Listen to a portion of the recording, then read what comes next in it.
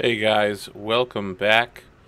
This is going to be the first ever DM prep session. Let's see how it goes. Make sure everything's working. Okay, that seems really low quality to me. Hopefully you guys can see this okay. We're going to start with this first part is going to be setting up a adventure path, which is approximately 4 levels of Pathfinder. From start to finish. So we get to see everything we do. So here we go. I'm going to start by calling it Mummy's Mask AP. Oh, excuse me. Hopefully I remember to turn this mic on. Yep, I did. Okay. We're going to pick the Pathfinder simple layout. I like that. And we create it. Then we're going to hop back.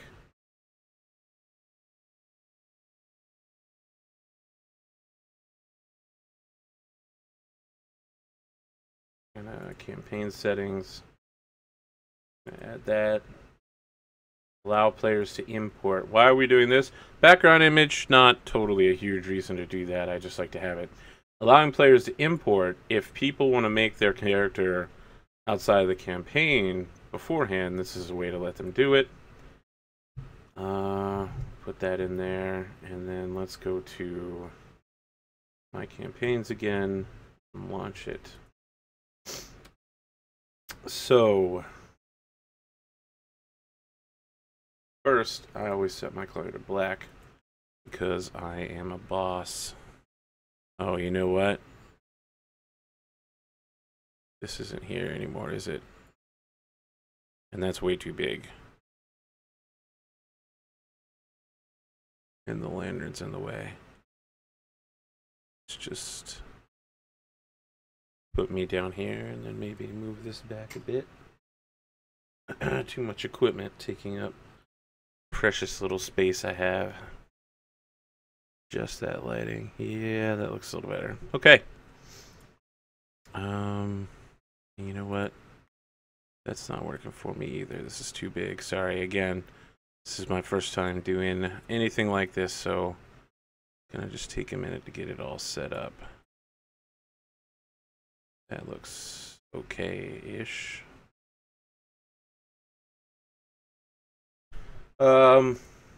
If you want to use voice and video in Roll20, you certainly can. I don't, because I think you should have multiple paths of failure.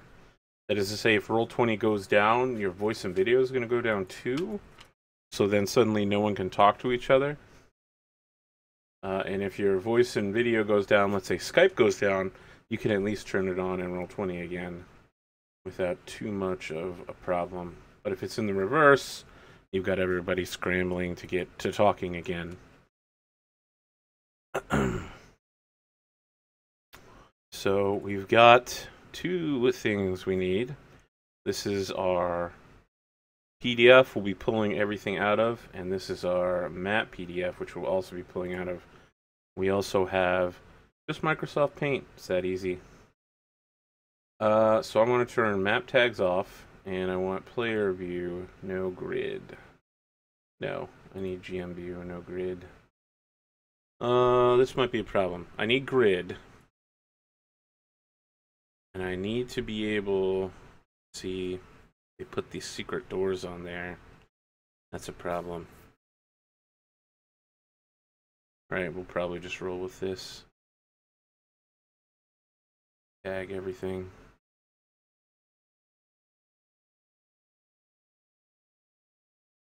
And not detag this. Why not detag that last one? Because that is a city map. You won't be using that for specific combat, but people are going to need to know where things are. I don't know that you'd know to do that, except if you actually read it through. So, I have played this particular adventure path through the first 3 books. I kind of have some knowledge here. Does the GM still have map tags? Here we go. So it's not going to let me do what I want to. So you copy file to clipboard. That'll take the current page you're on and drop it. That's not going to work either. Well, I'm going to look like a jackass on this one. I'm going to have to do it old school. So that's taking a snapshot. And again, there might be a better way to do this, but this is the way I've been doing it for a while. Works pretty well for me. Crop the image. Save it. I have my own Mummy's Mask thing, and this is just going to be map 1.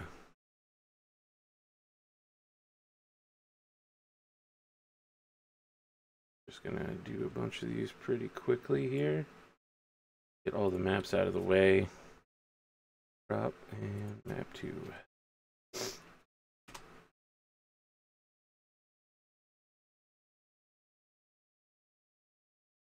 Now I'm going to be setting up dynamic lighting for this one. I don't normally use dynamic lighting because not everyone's computers can handle it, which can be a serious issue.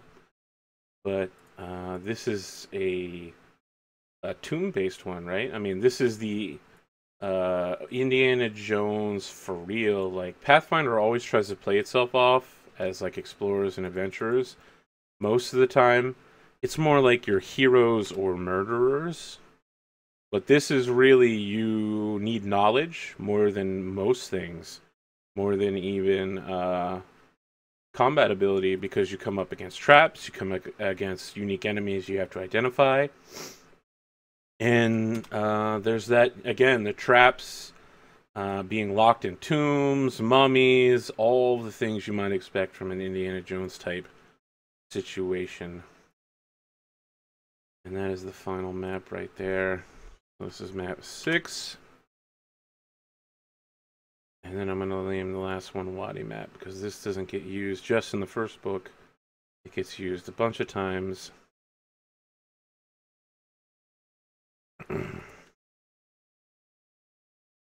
Wadi map. Okay. So we are now done with that.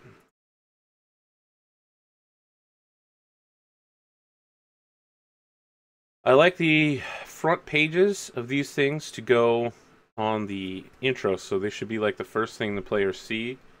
Pathfinder made this fancy ass art, so might as well use it, right?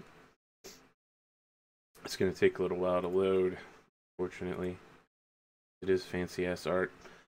Most Pathfinder Adventure Pass, the second page and the like second to last page have very fancy art as well, which I like to put down. Carrion Crown had stories about like creepy things happening in Ustalav. This has like extremely simple, but kind of, I'm going to say watercolor and be completely wrong, but it has very illustrated pictures of ancient Osirian temples being built, and it's got some kind of half cryptic, ominous, but cool quotes on them. And so I want to let the players see that kind of stuff as well, because again, what we're paying for, right? I mean, we bought this thing. Yeah, the front page of these usually takes a really long time to load. Just gotta wait it out. So what I'm going to do from here is I'm going to pull all of the character and enemy images out so that we can put them into play. I've already read through this module earlier today, so I'm going to start placing the maps down, and then I'm going to put the tags. Remember, we took the tags off because it's really, I think it's kind of annoying as a player to see the tags, and I try to remove them as much as possible. It's definitely very, I'm going to say meta, very mythos breaking. It definitely brings you back to the reality of the fact you're playing a game rather than playing a role. You know, you stop becoming Jim the fighter and you just become Jim. I guess if you were playing a character named yourself, we'll say Bladezors the fighter. You want to be Bladezors. You don't want to be Jim, the guy looking at the B16, right? You put that B16 on the GM layer. We'll also be putting secret doors down, and then we'll be constructing the dynamic lighting layer. And so certain rooms may have torches, so we'll need to put torch tokens down that have lighting and all that kind of stuff. Doors are usually an interesting challenge for dynamic lighting. We'll have that, and we'll just assemble all the encounters. I don't like to put the tokens with macros down. Some people do. You certainly can. There's absolutely no problem with it. If you've seen any of my shows, you know that I just like to roll things out. I usually type pretty fast. So this is the splash page. This is that kind of very well illustrated art. Hopefully it will load much faster. It doesn't look like it though. Yeah, it's definitely lagging out. Terrible start. All right, folks. Can't even see the status bar back there. There we go. I don't even know how high quality that's going to show up on the stream, but it's pretty cool looking. While that's happening, let's go to the box and start dropping stuff. So I need to go to Pathfinder, MM. Here we go. I have 6 maps, 7 maps, plus a splash, so I need 7 more. So the splash is going to contain that front page.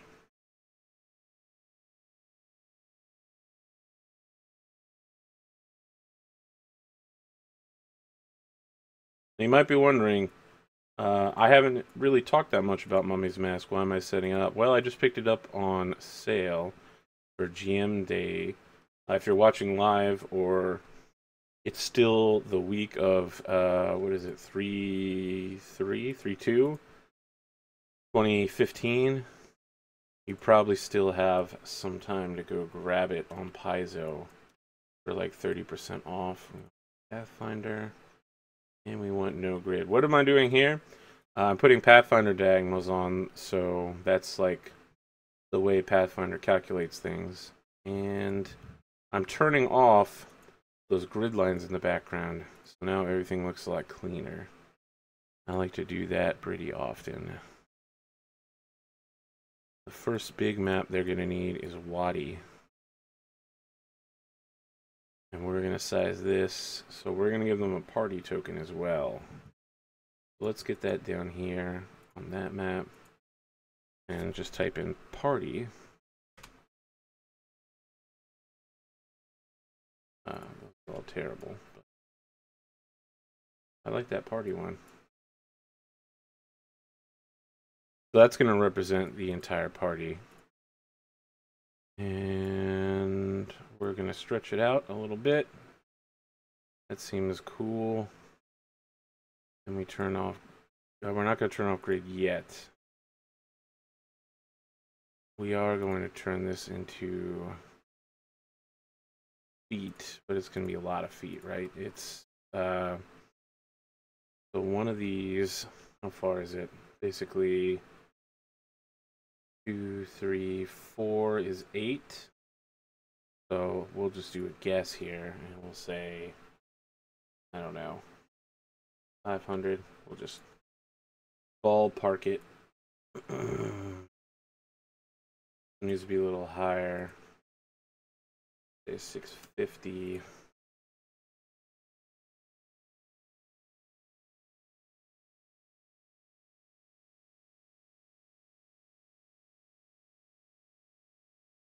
Close. 575. We'll probably do it. It's reasonably close enough. That's like a 1% margin of error, which I can live with. I'm not a chemist. Now we're going to turn off grid lines. And for this map, we have all these numbers, and the numbers mean nothing to the people looking at them. So we're probably going to need to make a handout or something on the table to let people know what's happening here. The other thing is the map is sideways. I think we'll probably... normally I'd want it to be facing north correctly, but the issue is all the text is sideways as well. So we're going to have to let that sit. Older map folio. Yeah, the older map folios are terrible. Some of the older things don't even have map folios, like the Chelish campaign. Okay. What was this? This is Splash 2. Let's go ahead and grab the third splash page and just get that out of the way. So that's that. There we go. Look at that. That is a fantastic looking thing. If I was a player, I'd want to see stuff like that. I think my GM actually did put that kind of stuff in, so bravo to Ket for doing that. We're just going to throw maps in here real quick. I'll come back and edit them later. Really, we're just trying to kill time for the PDF to take the image down. That was some kind of street fight is this next map. I remember getting ambushed. This is like some tomb of some kind where there was a horrible plague and there's all sorts of haunts in it. And this is actually the second level to the same place. So I'm going to put both of those maps on the same thing. I think that the last map is also the exact same way. It's a double level facility.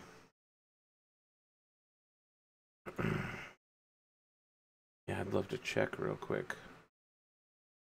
I'm fairly certain. So we're going to throw them all on the same page. And we're going back to the splash. Dropping the splash down. More splashing than the Magikarp.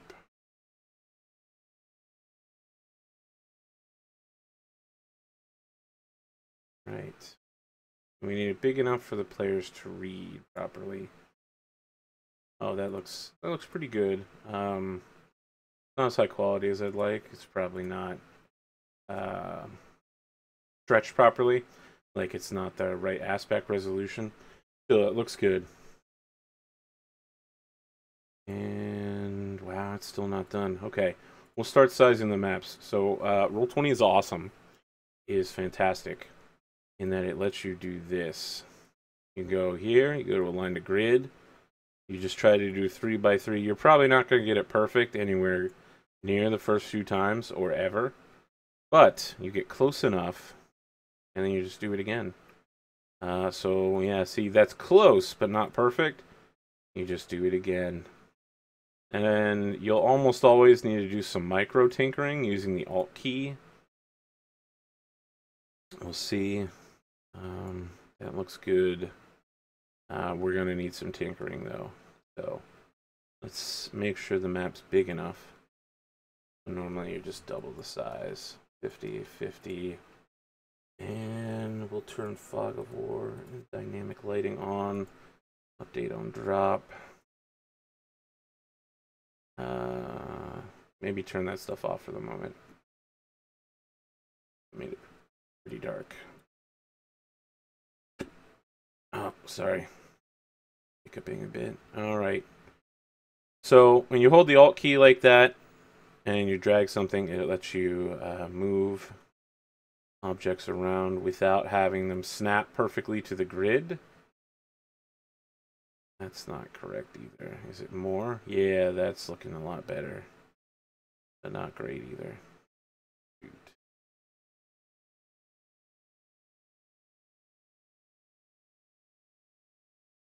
It seems to almost line up. I got something's the matter here, but we'll figure it out.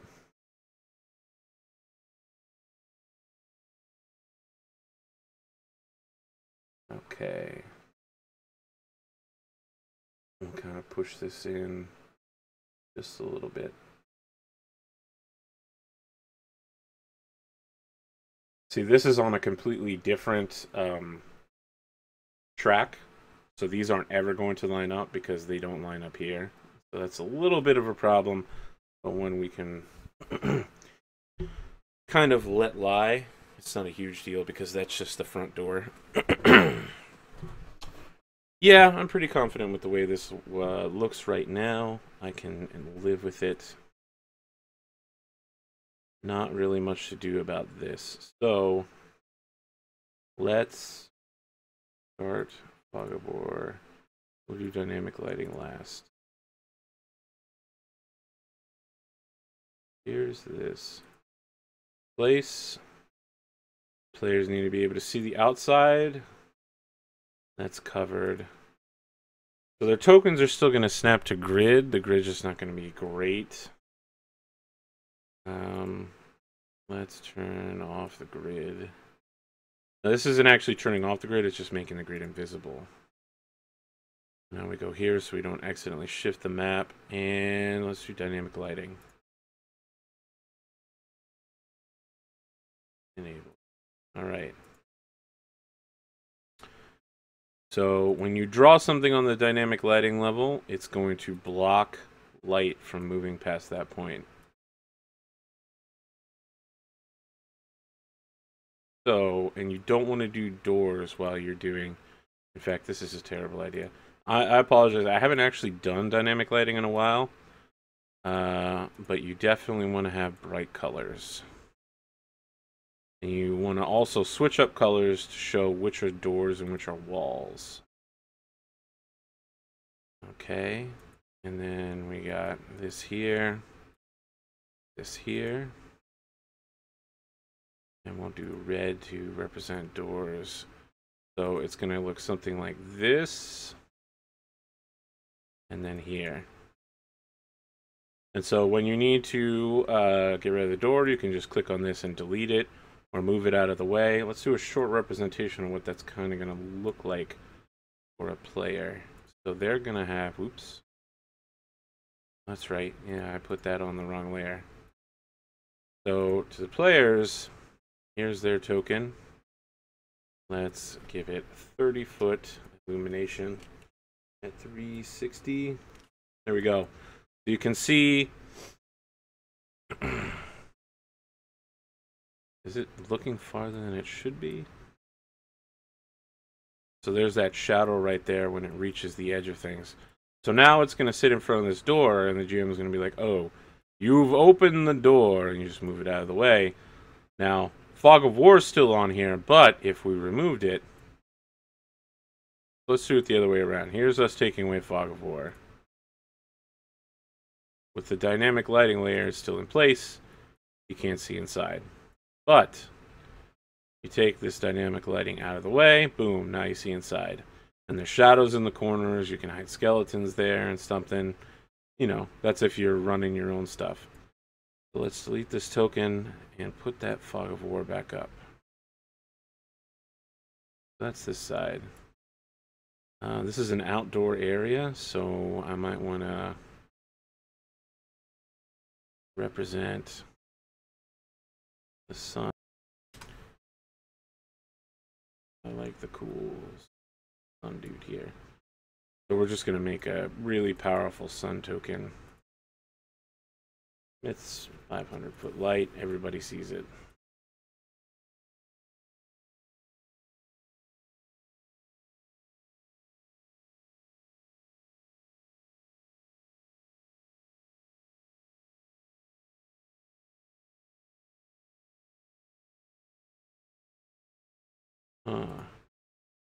Doing something wrong here.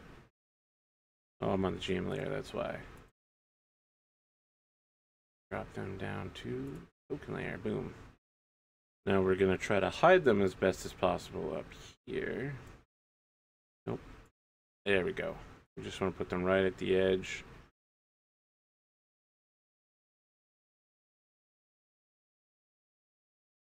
There might be some better way to do this, but I don't know it. So there's that representation. What would probably be best is if I had cut this map up in editing and pulled that part aside and put that on its own grid and on its own illumination. Pop them on the dynamic lighting layer. That might be a solution indeed.